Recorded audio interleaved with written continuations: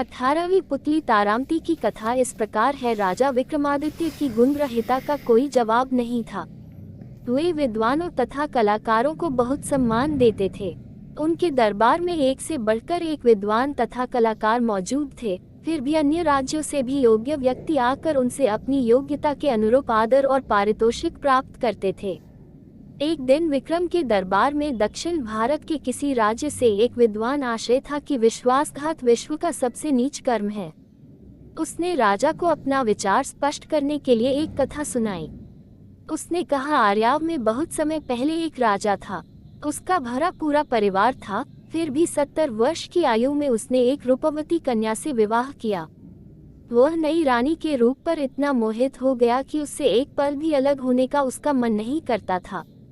वह चाहता था कि हर वक्त उसका चेहरा उसके सामने रहे। वह नई रानी को दरबार में भी अपने बगल में बिठाने लगा। उसके सामने कोई भी कुछ बोलने का साहस नहीं करता, मगर उसके पीठ पीछे सब उसका उपहास करते। राजा के महामंत्री को ये बात बुरी लगी। उसने एकांत में राजा से कहा कि सब उसकी इसकी आलोचना करते हैं। अगर वह हर पल नई रानी का चेहरा देखता रहना चाहता है तो उसकी अच्छी सी तस्वीर बनवाकर राज सिंहासन के सामने रखवा दे। चूंकि इस राज्य में राजा के अकेले बैठने की परंपरा रही है, इसलिए उसका रानी को दरबार में अपने साथ लाना अशोभनीय है। महामंत्री राजा का युवा काल से ही मित्र जैसा था और राजा उसकी हर बात को गंभीरतापूर्वक लेता था। उसने महामंत्री से किसी अच्छे चित्रकार को छोटी रानी के चित्र को बनाने का काम सौंपने को कही।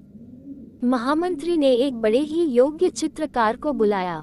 चित्रकार ने रानी का चित्र बनाना शुरू कर दिया। जब चित्र बनकर राज दरबार आया तो हर कोई चित्रकार का प्रशंसक हो गया।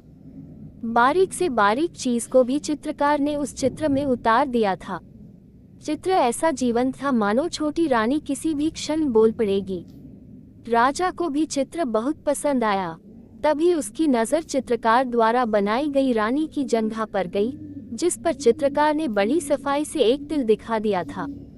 राजा को शंका हुई कि रानी के गुप्त अंग भी चित्रकार ने देखे हैं और क्रोधित होकर उसने चित्रकार से सच्चाई बताने को कहा। चित्रकार ने पूरी शालीनता से उसे विश्वास दिलाने की कोशिश की कि प्रकृति ने उसे सूक्ष्म दृष्टि दी है, जिससे उसे छिपी हुई बात भी पता चल जाती है। तिल उसी का एक प्रमाण है और उसने तिल को खूबसूरती बनाने के लिए दिखाने की कोशिश की है। राजा को उसकी बात का जरा भी विश्वास नहीं हुआ। उसने जल्लादों को बुलाकर तत्काल घने जंगल में जाकर उसकी गर्दन उड़ा देने का हुक्म दिया तथा कहा कि उसकी आंखें निकालकर दरबार में उसके सामने पेश करें। महामंत्री को पता था कि चित्रकार की बातें सच हैं। उसने रास्ते में उन जल्लादों को धन का लोभ देकर चित्रकार को मुक्त करवा लिया तथा उन्हें किसी हिरण को मारकर उसकी आंखें निकाल लेने को कहा, ताकि राजा के विश्वास हो जाए कि कलाकार को खत्म कर दिया गया है। चित्रकार को लेकर महामंत्री अपने भवन ले आया तथा चित्रकार वेश बदलकर उसी के साथ रहने लगा। कुछ दिनों बाद राजा का पुत्र शिकार खेलने गया तो एक शेर उसके पीछे पड़ गया। राजकुमार जान बचाने के लिए एक पेड़ पर चढ़ गया।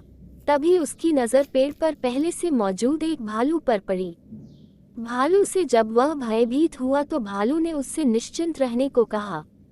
भालू ने कहा कि वह भी उसी की तरह शेर से डरकर पेड़ पर चढ़ा हुआ है और शेर के जाने की प्रतीक्षा कर रहा है। शेर भूखा था और उन दोनों पर आंख जमाकर उस पेड़ के नीचे बैठा था।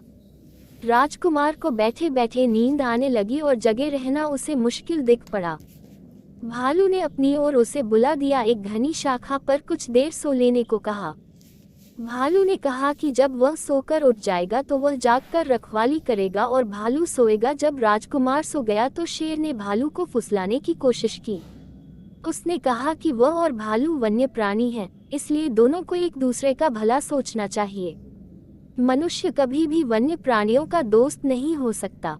उसने भालू से राजकुमार को गिरा देने को कहा जिससे कि वह उसे अपना ग्रास बना सके, मगर भालू ने उसकी बात नहीं मानी तथा कहा कि वह विश्वासघात नहीं कर सकता। शेर मन महसूस कर रह गया। 4 घंटों की नींद पूरी करने के बाद जब राजकुमार जागा तो भालू की बारी आई और वह सो गया। शेर ने अब राजकुमार को फुसलाने की कोशिश की। उसने कहा कि क्यों वह भालू के लिए दुख भोग रहा है। वह अगर भालू को गिरा देता हो तो शेर की भूख मिट जाएगी और वह आराम से राजमहल लौट जाएगा। राजकुमार उसकी बातों में आ गया। उसने धक्का देकर भालू को गिराने की कोशिश की, मगर भालू न जाने कैसे जाग गया और राजकुमार को विश्वासघाती कहकर खूब धिक्कारा। राजकुमार की अंतरात्मा ने उसे इतना कोसा कि वह गूंगा हो गया। जब शेर भूख के मारे जंगल में अन्य शिकार की खोज में निकल गया तो वह राजमहल पहुंचा। किसी को भी उसके गूंगा होने की बात समझ में नहीं आई। कई बड़े वैद्य आए, मगर राजकुमार का रोग किसी की समझ में नहीं आया। आखिरकार महामंत्री के घर छिपा हुआ वह कलाकार वैद्य का रूप धरकर राजकुमार के पास आया। उसने गूंगे राजकुमार के चेहरे का भाव पढ़कर सब कुछ जान लिया। उसने राजकुमार को संकेत की भाषा में पूछ कि क्या आत्मग्लानि से पीड़ित होकर वह अपनी वाणी खो चुका है, तो राजकुमार फूट फूट कर रो पड़ा। रोने से उस पर मनोवैज्ञानिक असर पड़ा और उसकी खोई वाणी लौट आई।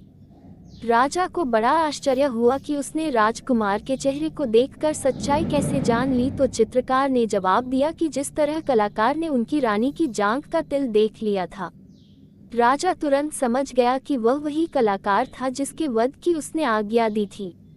वह चित्रकार से अपनी भूल की माफी मांगने लगा तथा ढेर सारे इनाम देकर उसे सम्मानित किया। उस दक्षिण के विद्वान की कथा से विक्रमादित्य बहुत प्रसन्न हुए तथा उसके पांडित्य का सम्मान करते हुए उन्होंने उसे 1 लाख स्वर्ण मुद्राएं दी।